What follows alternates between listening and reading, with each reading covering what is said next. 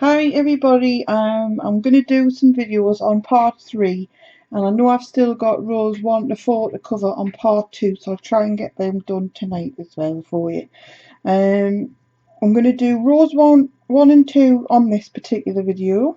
I'm going to be using smaller yarn and smaller hook, but I'm going to be using Stylecraft special double knit, so hopefully you'll still be able to see the stitches.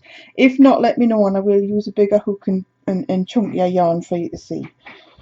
So the first thing we need to do is make a round, and if you can hear lots of jumping about upstairs, that's just my daughter having lots of fun. So there are 3 ways we can make a ring. One's a magic circle, one is what I call a sloppy slipknot, and the other is to chain so many together, slip stitch them together and then work within that ring.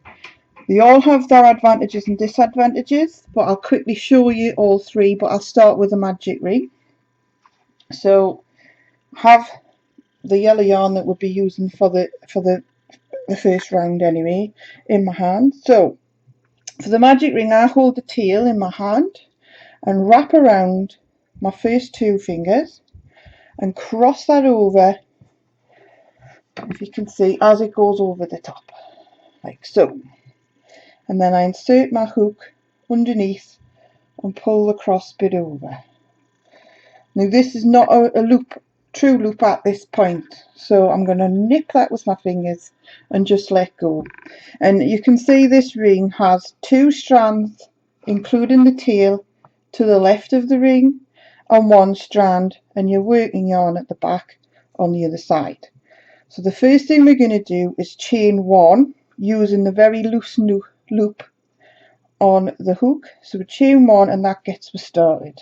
And what we're going to do is work into this piece here where the yarn is doubled over. So you just insert into the big ring, pull up your yarn as you would, and do your double stitch.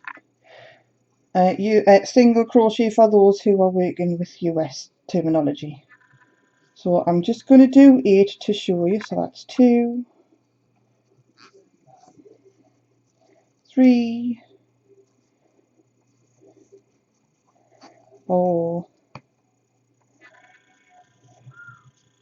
oops, sorry, 5, 6, 7, and 8. And at this point I would normally just get the hook out the way just for the purposes of tightening up. So all we're going to do now is get the small tail from the side where it was doubled over, and we're just going to pull, and this will tighten up your ring. Now at this point you do have some control. You can leave a hole if you wish, which is what there is in the pattern, or you can completely close it by tightening it all the way up. So you have a complete circle there. So that's how you would do a magic circle to get your 8 stitches. And like I said, you do have some control over whether you have a hole in the middle or you don't. So that's one way of doing it. The other way, like I said, is to do a sloppy slip knot, which it'll become clear as we go on. But always, as I've said in nearly every video that I've made, make sure that your short tail is the one that closes the slip knot on your piece of on your chain, because if it isn't, this method will not work. So I'm going to do a slip knot using the small tail to close that loop. So not the working end, the small tail. And because it's double crochet, I'm going to chain 2.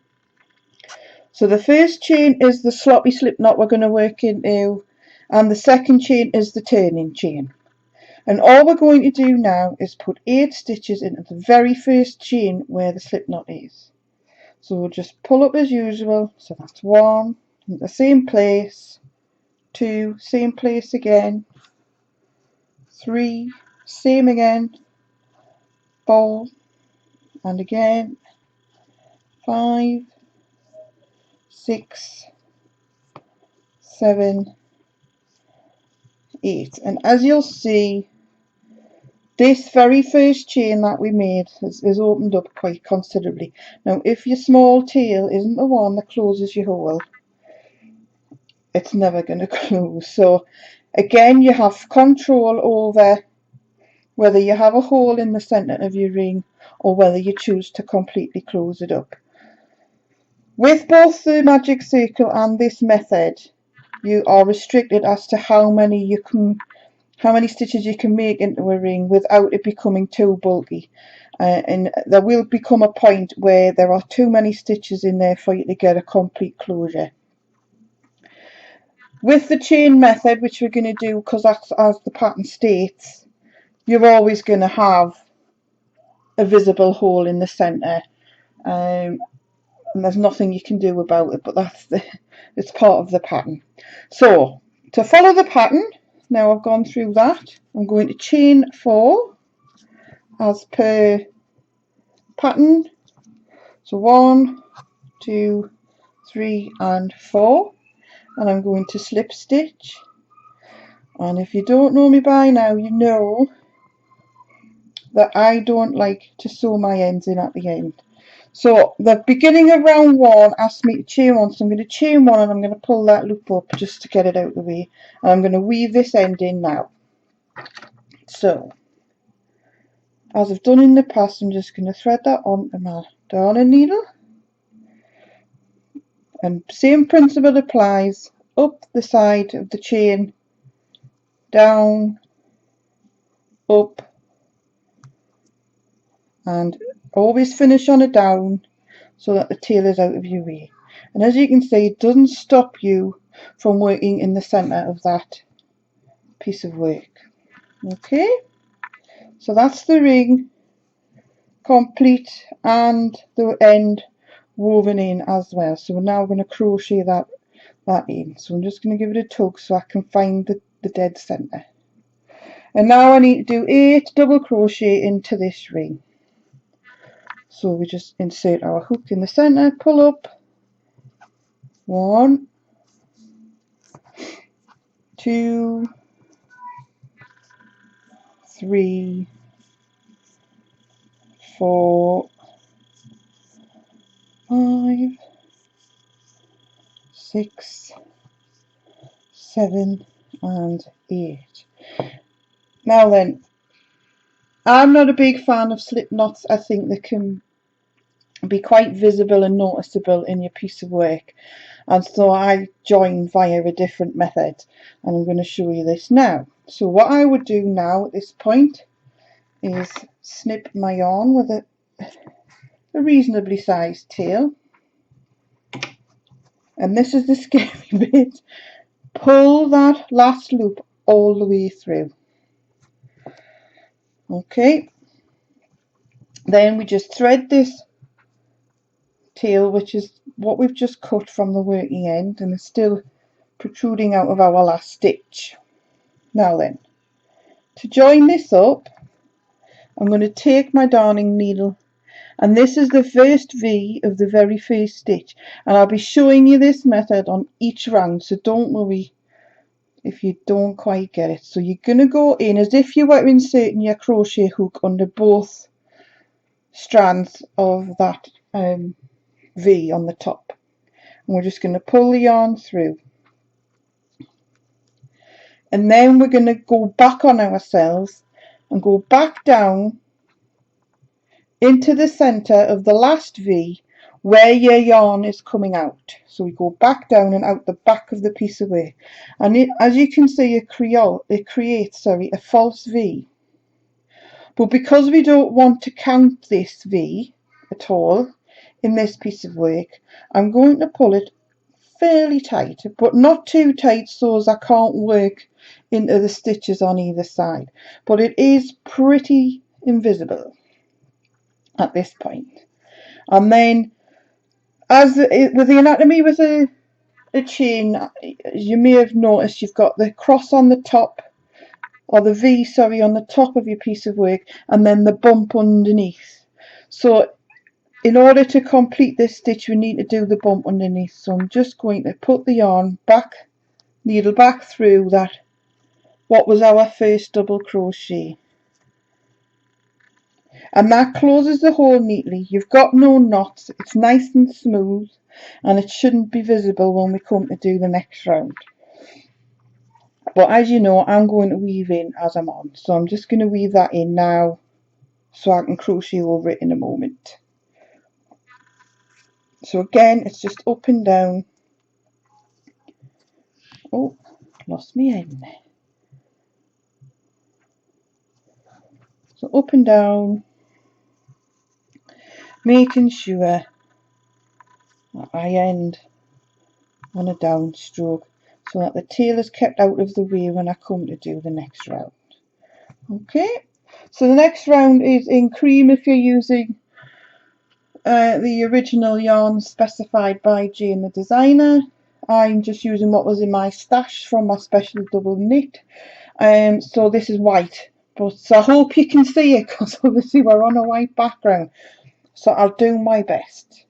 But anyway, the pattern's asking us to join the yarn in any stitch by working one chain. So I'm just going to insert my hook into that stitch, put my yarn over and pull that through, and I've split the yarn. Happens to the best of us. Right, start again. There, that's it. Now chain one to join it, and then a further two which counts as a treble, and then we want to do a treble into the same stitch, so we'll do that. So that's 1, 2, and then it's asking us to put 2 trebles in every stitch another 7 times, giving us a total of 16 stitches. So we've got 2 there, 1,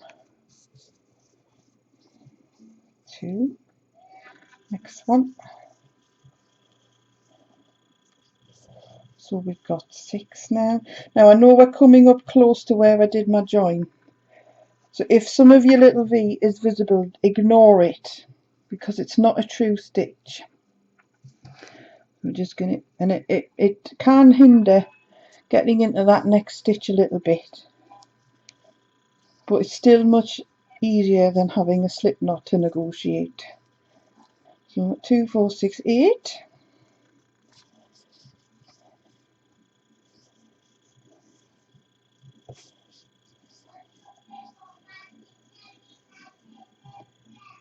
Four, 6, 8, 10.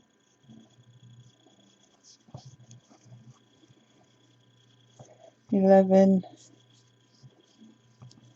12,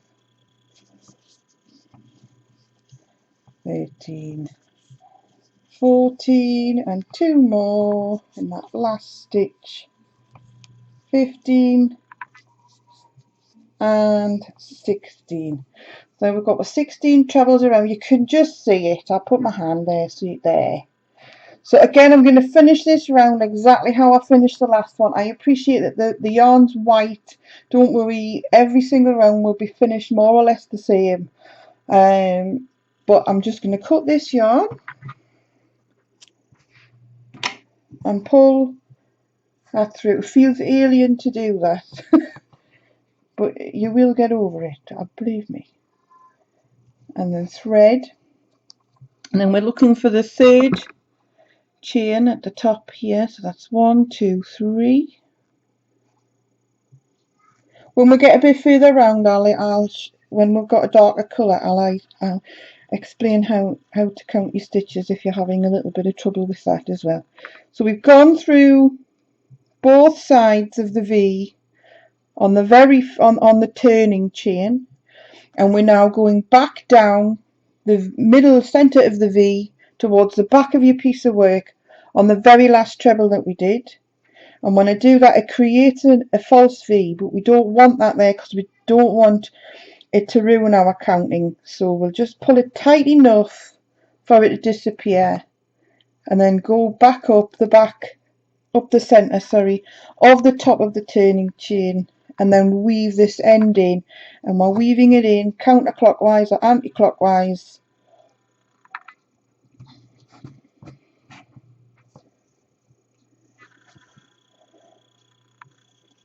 like so. And go a fair way around. You want to make sure that you're securing these ends in every single time. They've never come out on me, to be fair, ever. But I always make sure I go a fair way around my piece of work.